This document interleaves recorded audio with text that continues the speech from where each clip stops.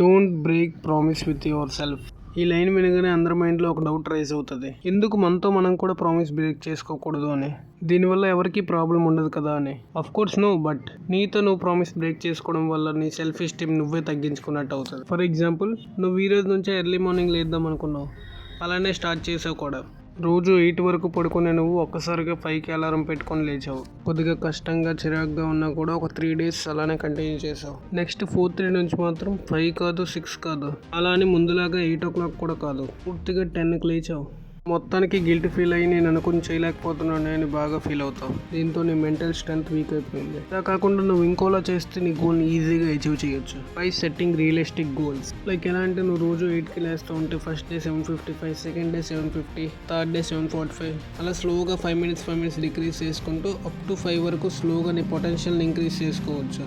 దీనివల్ల హ్యాబిట్ అనేది ఎక్కువ స్ట్రెయిన్ అవ్వకుండా ఈజీగా బిల్డ్ అవుతుంది. ఇలా చేయడం వల్ల నీకు షార్ట్ టర్మ్లో ఎలాంటి బెనిఫిట్స్ ఉండకపోవచ్చు, బట్ లాంగ్ టర్మ్లో మంచి రిజల్ట్స్ ఇస్తుంది. నీ ప్రామిస్ ఫుల్ఫిల్ అయ్యి సెల్ఫ్ కాన్ఫిడెన్స్ పెరుగుతుంది.